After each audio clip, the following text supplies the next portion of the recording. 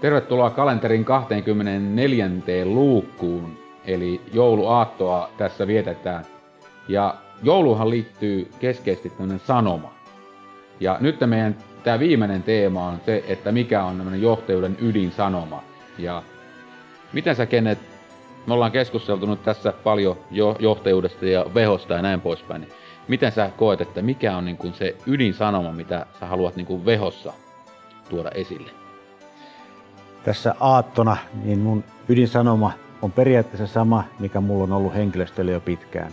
Meidän tehtävä yhdessä henkilöstön kanssa on rakentaa meidän asiakkaille saumaton kokemusmaailma, joka siis tarkoittaa sitä, että hän voi itse valita milloin ja miten hän meidän kanssa asioi ja mitä hän näistä meidän tuotteista ja palvelutarjoamista valitsee ja arvaa millä.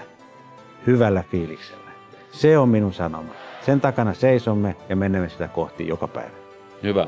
Hei, kiitos. Oli mukava turista. Kuin myös. Näissä joulukalenterin luukuissa ja kiitos teille katsojille ja oikein mukavaa joulua. Hyvää joulua.